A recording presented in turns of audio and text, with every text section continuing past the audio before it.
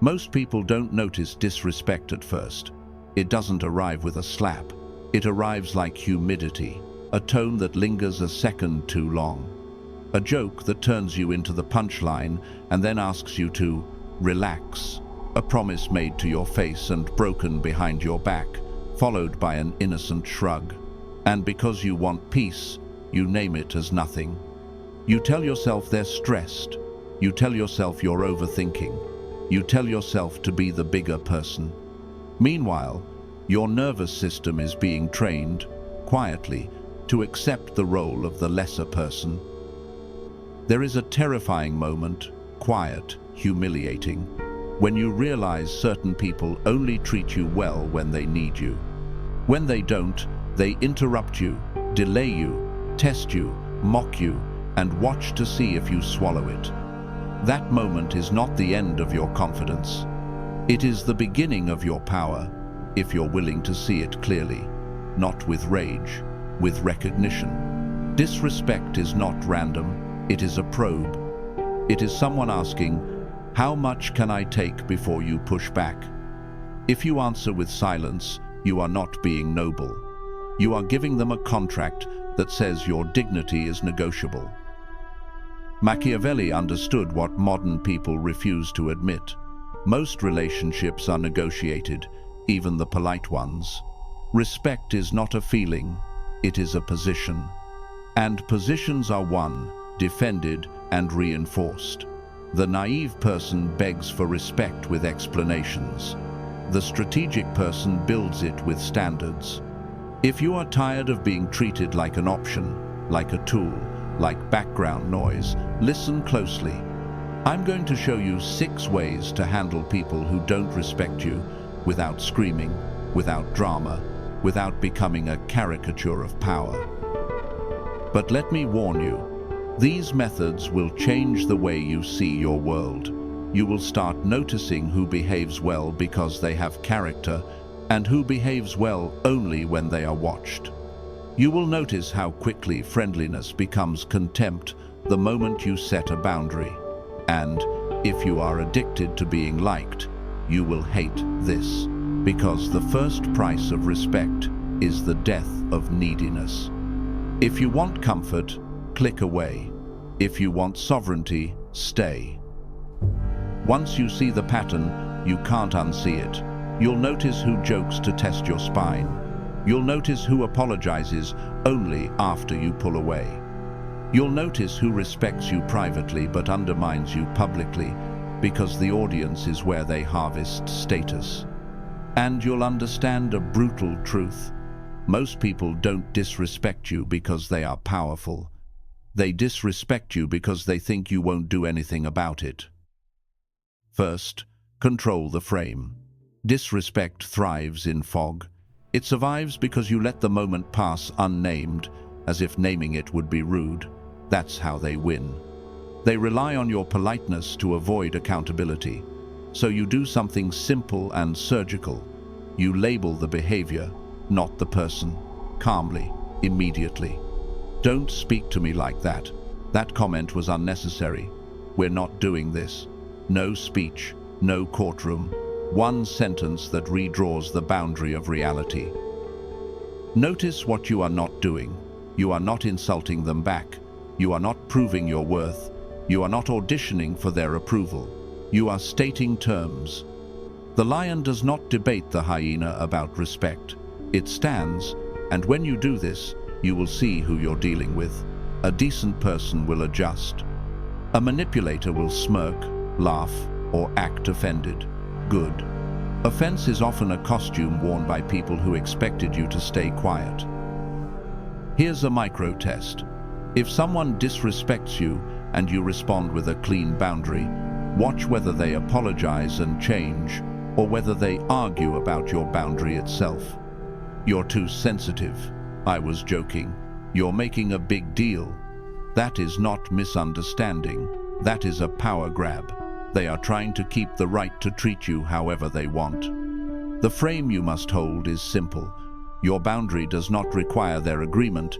It requires your enforcement. And the frame must be short. The more you explain, the more you sound unsure. Explanations are invitations. A disrespectful person uses your explanation to find loopholes. Keep it clean, keep it boring, keep it final. The power is not in your words, the power is in your certainty. Second, stop having conversations without consequences. Most people try to negotiate respect with endless talks. They explain how they feel. They ask for understanding. They hope the other person will suddenly develop character. That is sentimental thinking. Respect is trained, not requested. If someone repeatedly disrespects you, and the only thing they receive is your attention, you are paying them to continue. So you attach a cost, not revenge, a cost. You leave the room. You end the call. You pause the conversation for a day. You stop showing up where you are treated like furniture. This is where weak people panic. They fear being called cold. They fear losing the relationship. They fear conflict. But conflict is already happening. It's just happening inside you, where it corrodes you in silence. Machiavelli's lesson was to rely on what is in your control. You cannot control someone's character. You can control your access. You can control what behavior earns your presence. If they want the benefits of you, they pay the entrance fee of respect. If they don't pay, the gates close. And be careful. You don't announce consequences like a threat. You simply execute them. Threats are negotiations. Execution is law. The moment you say, "If you do that again, I'll leave," you've already placed the power in their hands. Instead, the next time it happens, you stand up, you go quiet, you exit. If they text, you don't write an essay. You give one line, "We'll talk when it's respectful." Then you disappear. Absence teaches faster than lectures. One more rule: separate disrespect in private from disrespect in public. Private disrespect is a leak. Public disrespect is a declaration. When someone tests you in front of others, they are not playing around. They are trying to buy status with your humiliation. That is where you must be immediate. Calm, but immediate. A simple, firm no, followed by a change of topic, is often enough. If it isn't, you remove yourself. Do not stay in a room where your dignity is being traded like a coupon. Also, don't overreact. Overreaction feeds the spectacle. Your job is to end the transaction, not create a scene. If they respect you later, good. If they don't, you just learned the price of their company. If you're thinking, "That sounds harsh," understand what's harsher. Living your entire life as a person whose boundaries are optional. That is slow death. Consequences are not cruelty. They are self-respect made visible. Third, starve the signal. Disrespectful people are data hunters. They watch what makes you flinch. They watch what makes you explain. They watch what makes you seek approval. Then they press that button again and again. They don't need to beat you physically. They just need to run your nervous system like a remote control. So you become unreadable. You reduce your emotional transparency. You stop narrating your plans to people who don't celebrate them. You stop handing out your insecurities like ammunition. When they throw a jab, don't perform outrage. Respond with calm scarcity, a pause, a neutral look, a short sentence, "Noted. Try again. We're done." You're not being mysterious for style. You're breaking their ability to predict you. When someone cannot anticipate your emotional output, they lose leverage. They cannot bait you into a spiral. They cannot control the tempo. You become a mirror of steel, reflective, quiet, unbothered. A practical detail. Disrespect often rides on speed. They talk fast, cut you off, rush you, force you to answer on their timeline. So, you slow the tempo. You speak half a beat slower. You let a full breath pass before you reply. You don't compete for airtime. When they interrupt, you stop speaking and hold eye contact until the silence becomes awkward. Then you finish your sentence as if you were never interrupted. This is not etiquette. It's dominance training. It tells the room, and it tells your own body, that you do not scramble. And never laugh to soften a boundary. A nervous laugh is a bribe that says, "Please, don't be mad at me for having standards." Drop the bribe. Keep your voice steady. Let them feel the weight of your calm. Here is the paradox. Your calm will irritate them more than your anger ever could. Anger tells them they reached you.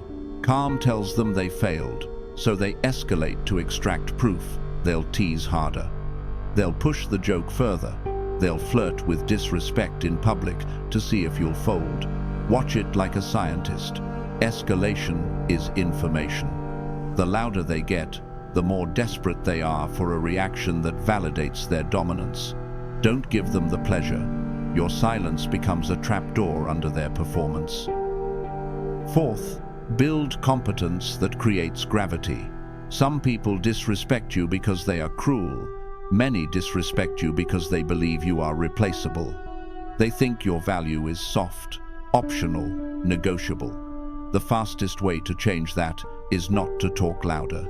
It is to become undeniable. You deliver, you improve. You build skills and results that create weight. You don't brag, you don't beg.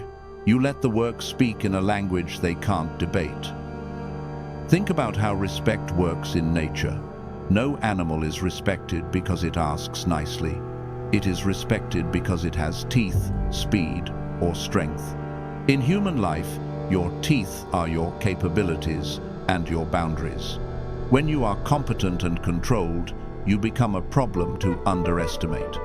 Machiavelli admired virtù, capability, the ability to impose your will on circumstance.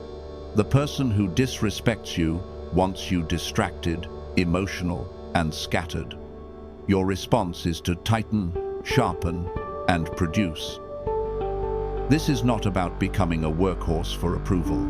It is about removing their option to treat you as disposable. When you are the person who solves problems, who stays composed, who delivers under pressure, disrespect becomes expensive.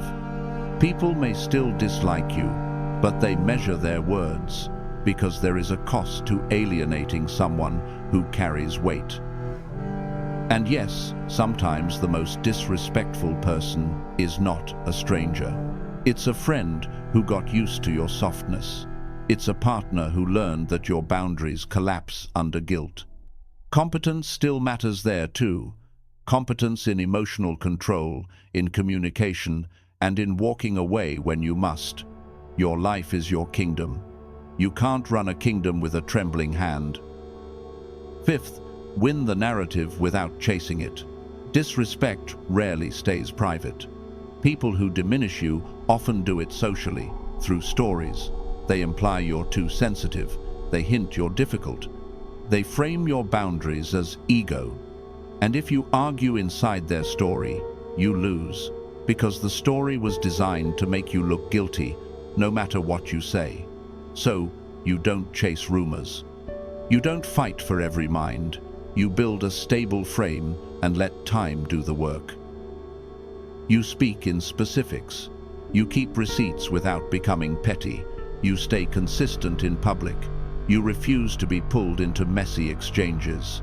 Calm people become credible people.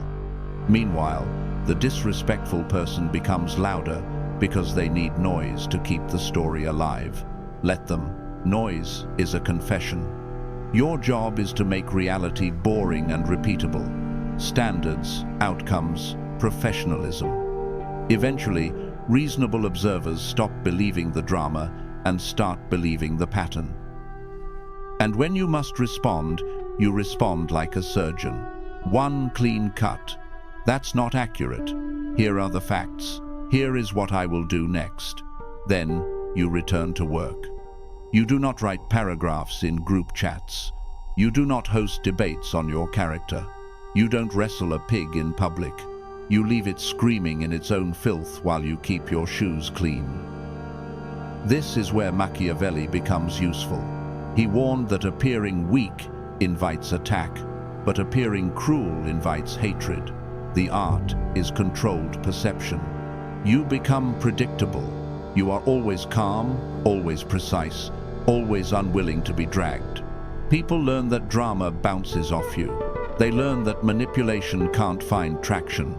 And the story they try to spread about you dies, because it cannot attach to a stable surface. Here is the quiet upgrade that makes all of this easier. Curate your proximity. You can't force respect out of everyone, but you can choose who gets access to you.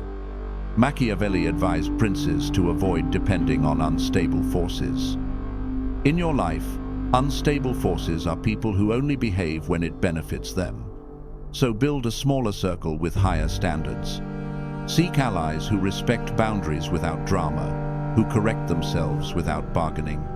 When you surround yourself with disciplined people, disrespect becomes rare, and when it appears, it stands out like a stain. This isn't isolation for ego, it's strategic sanitation. A clean environment keeps you sharp, a toxic environment keeps you explaining. Protect your attention like territory, because whoever drains it is quietly claiming ownership over your future and choices today. Sixth, detach from approval. This is the final lock on the gate. Most disrespect is powered by your hunger to be accepted. When you need someone to approve of you, they can withdraw approval like oxygen. They can punish you with silence. They can reward you with crumbs. That is control. To break it, you practice being misunderstood without correction. You practice being disliked without panic. You practice walking away without a closing speech. This is not bitterness, it is freedom. Your enemy cannot control someone who doesn't beg to be understood. When you detach, you start seeing people clearly. You stop romanticizing their potential.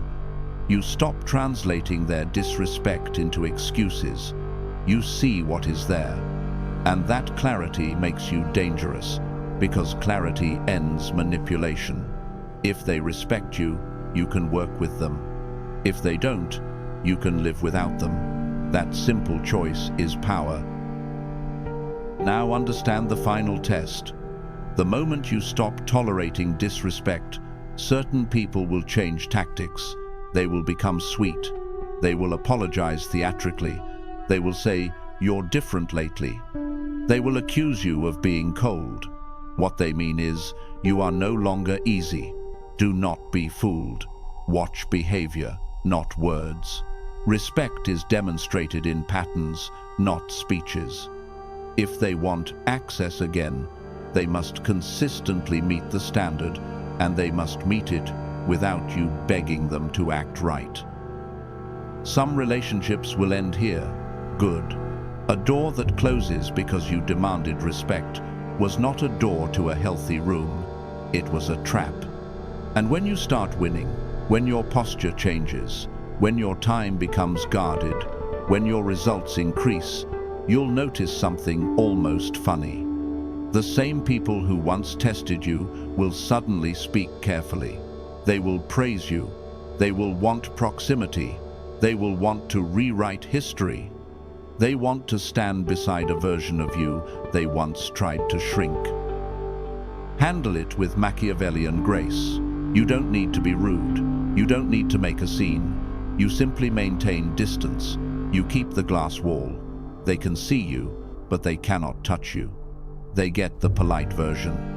They do not get access to your mind. They do not get the privilege of your softness.